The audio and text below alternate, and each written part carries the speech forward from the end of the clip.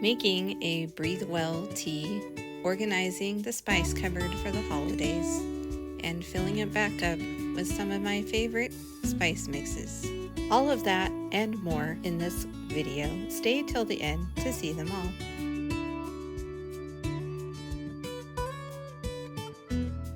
I don't know about you, but this time of year it gets super busy here on the farm. While most people are settling in and getting ready for the holiday season, this is our busy season at the tea studio. We're busy packing everybody's gifts for Christmas, and around here that means doing everything I can to prep for that busy time. Whether it's cleaning out the garden, getting a quick walk outside in the fall weather, or cleaning the spice cabinets in the house. You know, having your own spice mixes really helps to prep ahead of time. Normally I would just blend them as I go, a little of this and a little of that. But today I'm going to be blending a few different things. And the spice cabinet, that's going to come in a bit, but for now we're going to start with a new tea blend that is not only featured in our winter magazine, but will be headed to the tea shop very soon, maybe even by the time that you see this video.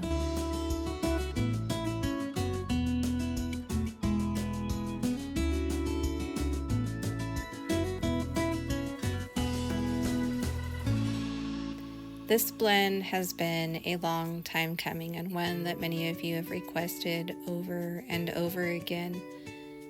In this video, we're going to call it the Breathe Well blend, and this, of course, is only for educational purposes. But today I'm going to teach you how to blend this Breathe Well tea. We're going to start with some peppermint and some eucalyptus and some licorice root as our primary herbs. And then we're going to add in a few other things. I'm going to put this recipe in a blog post below so you can grab the exact recipe and all the herbs that I'm using here today, along with measurements that we call parts. And I use parts because that way you can scale this up or you can scale it down. You can scale it down to a few little tea bags, or you can scale it up to a half pound, maybe a whole pound. That's the beauty of using parts rather than exact measurements or weights. With this tea, I'm going to add a little cardamom. That's going to give it just this perfect flavor. It's a very aromatic tea, something you might want to enjoy while you have a cough or a cold, or maybe, you know, you're stuffy. This will be just the tea for you.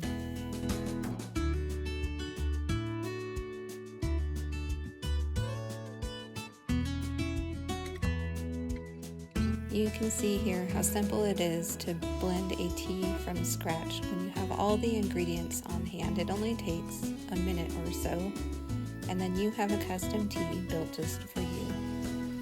Isn't it beautiful? We're going to go ahead and take some of this and get it steeped up and give it a little taste test because we want to make sure that it goes down.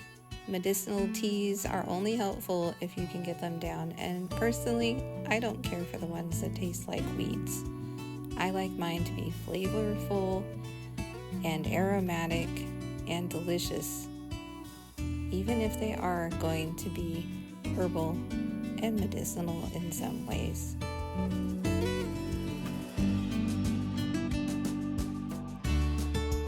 So you might be wondering why I'm blending a Breathe Well tea in a spice blend video. And while you need poultry spice and turkey rub and pumpkin pie spice this time of year, among others, you don't want to forget those herbal teas that also have the spices. After all, this tends to be cold and flu season.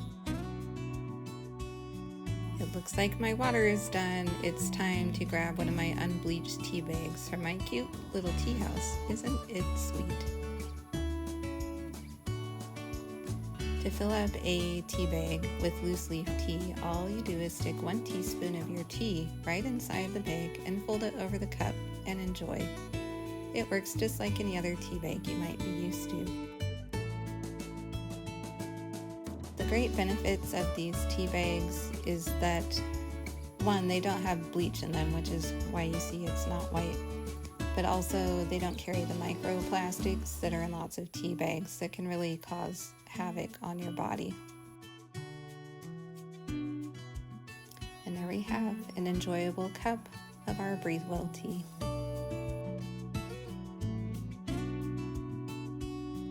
The best part of drinking a warm cup of tea is that it gives you a moment to slow down. There's no dashing out the door with your cup of tea like maybe you do with a cup of coffee.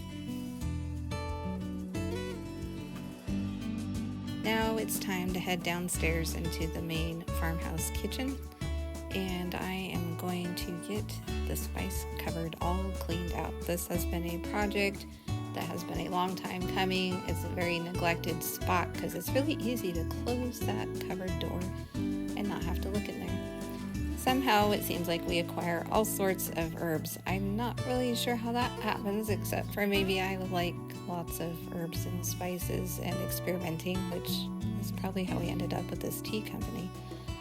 But you can see here, there's plenty to go through.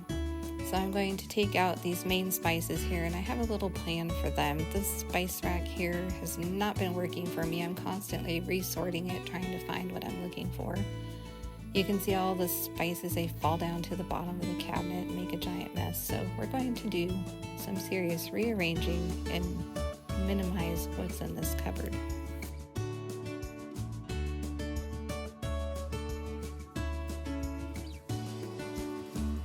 You know, I think the reason that I really enjoy having all sorts of different herbs and spices, there's a great many blends in here along with single herbs, and that's because I see them as kind of a palette, like an artist sees a paint palette. These are all my different colors, but instead they're different flavors. Some of them do act as different colors, and they're super handy to have around to take any old dish and make it interesting again.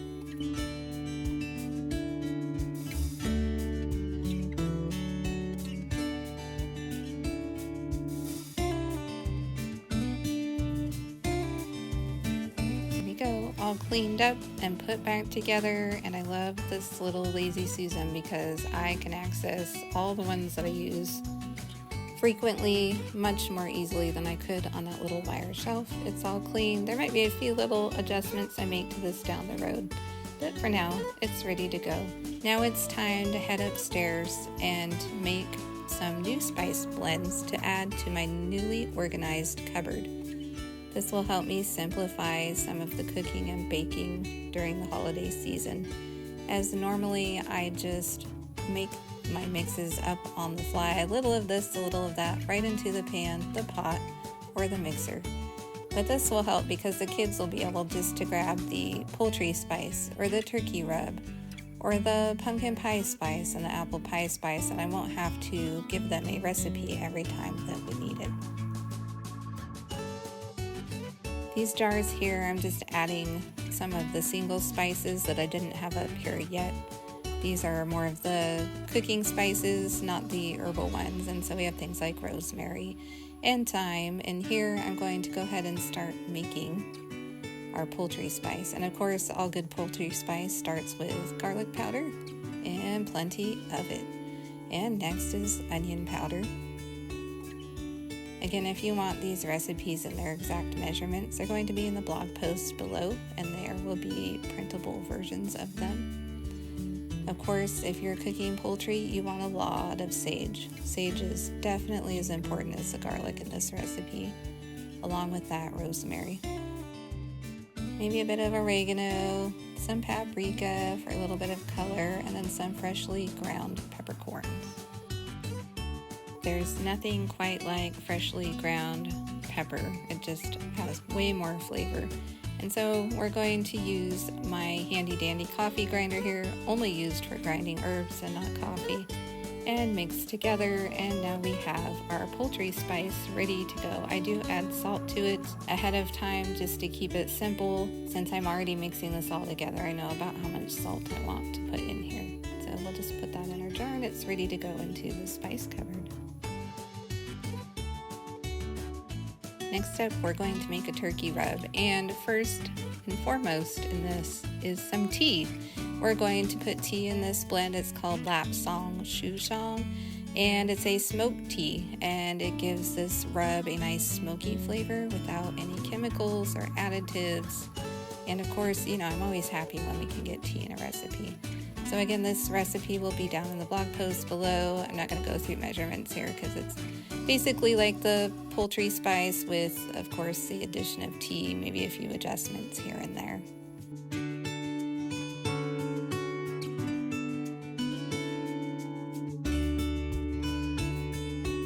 I did this blend a little bit in a little bit bigger batch, and so we're going to put it in this canning jar instead of a spice jar. That way I can have really easy access to it. I'm going to use a lot more of it at one time because a turkey is obviously bigger than a chicken. I saw turkey rub at the grocery store and I could not believe how much they were charging for that. I mean, you can see here it takes me, less than a minute to put this together, and probably not even $1. I don't even know. I'd have to price it out for sure, but there's no additives here. There's no anti-caking ingredients in this, and it makes one tasty turkey. So with that done, we're going to go ahead and do some cleaning here. I need to move some things around in here as I use this space. I'm finding that where I originally put things, maybe they don't work the best. And of course, I have all those jars of those single spices, and I need to find somewhere to put them and get them out of the way, because there's just never seems to be enough space for all the canning jars in my life. How about you?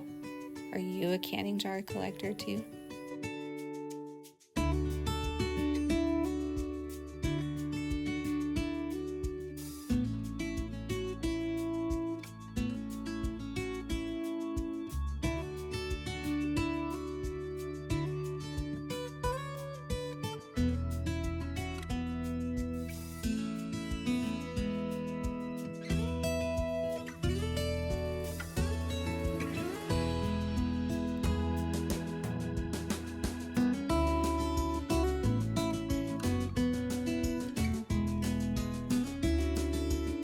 There we go. They're all in their new home.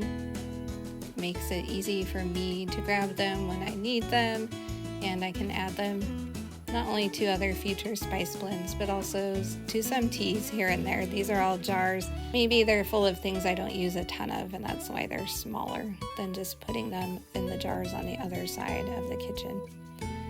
It's time to clean up a few dishes. I need to get that pepper out of the spice grinder because the next thing I'm going to grind in there, I don't want pepper in it. And so we're going to go ahead and make sure and clean that out really well so that we can start making our apple pie spice.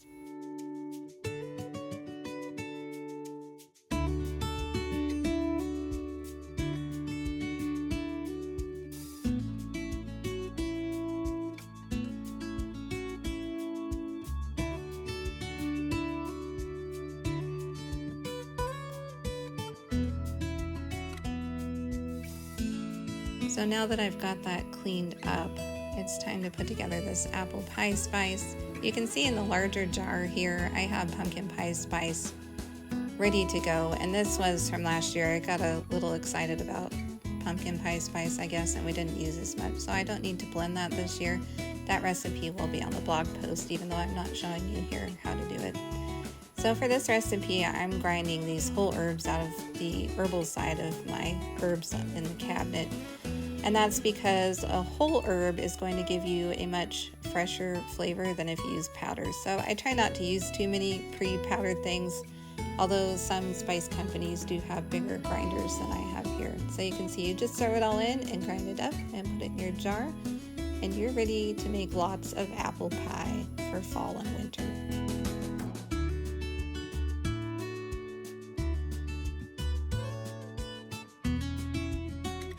With that, I have one more I'm going to put together. It would not be fall or winter without having some chai spice. Now this is just going to be an herbal chai spice. There's no tea in here. There's no herbal tea either as a base. This is just merely the spices. This way they can be used as tea by themselves, or they can be added to baked goods. Of course, you'd probably want to grind it up after this. I'm going to leave these whole until I need them. I can always put them in my coffee grinder and grind them into a powder. This way I can use them in multiple different ways. So you can see how simple it is. We just have a few spices here and we are ready to go. Now that my spices are done, I'm going to put them in my cupboard, and my cupboard is set for the fall and winter. And the apple pie spice, it gets to come over here in my baking cupboard. And then this, I didn't clean up today. This was done a while ago, but we're going to go ahead and give it a new home in here. And then it is time to put that chai spice to use. First, I need to warm up some water, and I think this toasty wood stove is the perfect place to do it. And here I'm going to add these chai spices to my herbal chai jar that I keep in our tea bar, and go ahead and make myself a cup. So I'm using here an in-cup tea infuser, which is super handy. You just put your tea right in, and then your water, and when it's done you pull it out and it's ready to drink. No tea bags needed. And I hope that that was helpful to you, my friends, and thank you for being here, and I hope to catch you on the next video.